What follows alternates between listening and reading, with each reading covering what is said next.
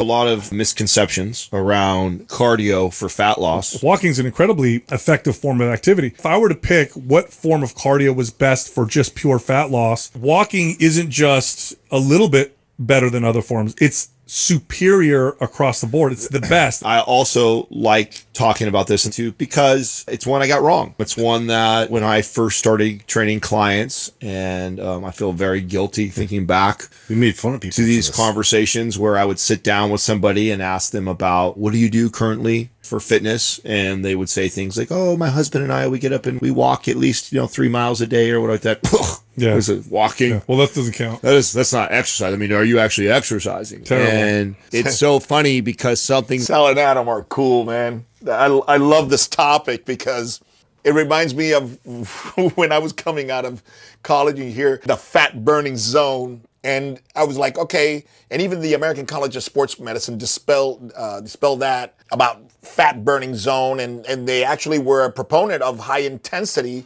training because it's of greater caloric output per unit of time. And even though less of the calories are burning fat, when you look at the amount, you may have almost a little bit less. But when you look at the amount of excessive post-exercise oxygen consumption that goes on for hours after high intensity, what they call the epoch, all right, allows you to burn more calories at rest after high intensity. So we were on the high intensity train. And go high intensity because at the end of the day, the hormonal response to high intensity is lipotropic, meaning you burn more fat at the end, has better transfer to fitness. You can do more things. You can't play better kadima, when you walk, but if you're doing sprints and you're doing VersaClimber and you're doing that kind of shit, you can play kadima. You can play, frisbee, and you can have fun because you have the fitness component, the performance component of high intensity. So we went on a high intensity kick for a long time, and all of that is true. All of that is true. However, at 65, after doing personal training at a professional level for 30 years, and if you look at the personal training that I did without charging when I was 14, 15, 16, when I was managing, I've been in this industry for 50 years. Look, if you want to be in shape to go play, frisbees, dynamic frisbee, football, racquetball, that kind of shit, high intensity training is the way to go because that's what gets you ready for high intensity activity. However, if you're looking at wellness, not necessarily fitness, but wellness, I'm with Sal. I love walking. As a matter of fact, I tell people, you don't have to come to a gym.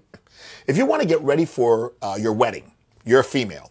And even if you're a male, because you're not going to be at the beach, I think, you're going to be in a tuxedo. And I'm telling you right now, a thinner tuxedo is going to look better than a wider tuxedo. I don't care what's underneath. Look at bodybuilders with their $3,000 custom-made suits. They don't look good. They look like an alien with a suit on.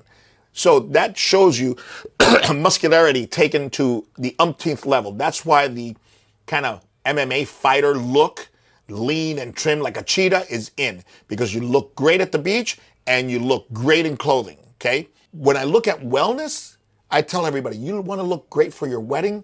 Walk and watch what you eat. Stop eating garbage for 2 months, okay? That means deli meats, that means Dunkin' Donuts, that means all your starches and sugars. Get rid of that. I'm not saying don't eat starch, I'm just saying cut it down, get most of your starches from starchy vegetables, starchy beans, a little bit of rice and bread, no big deal. But cut down your calories for 2 months and clean up your eating. Once you stop eating all the nitrates and phosphates and everything else that's put into the processed foods, you're going to de-swell, okay? Your inflammation is going to come down, and that's going to be 3 or 4 pounds right from the get-go. That liquid, that inflammation occupies space, and it's usually in the core of the body. So your pants, your dresses are going to fit better right off the bat by cleaning up your food. Then when you lose a little bit of fat, because of your negative energy, your calorie deficit, you're going to even look better. Now, you add walking, just 15 minutes, 10 minutes of walking after a meal, it drops your sugar levels. Okay, so that drops your insulin. Okay, that allows you to get rid of the food much faster. And whatever starches you do have less of an impact because of the movement. So movement after dinner could be awesome. Another thing is more people can walk than can do high intensity. You've had a hard day at work and you got a CrossFit workout ahead of you.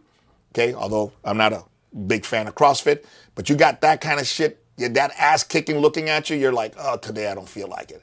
But if you have a walk and you allow yourself to say, you know what, I'm going to take off 7 minutes. If I don't feel good, I'm going to come back and I'm going to get my 15-minute walk in. But if I feel good, if all of a sudden I wake up, if all of a sudden the weather's beautiful, the sky's beautiful, the birds are beautiful, and I'm feeling it, you know, I'll go 10 minutes, and 10 minutes back is 20. And if I'm feeling really good, I may go for 30 minutes in one direction and come back and get an hour.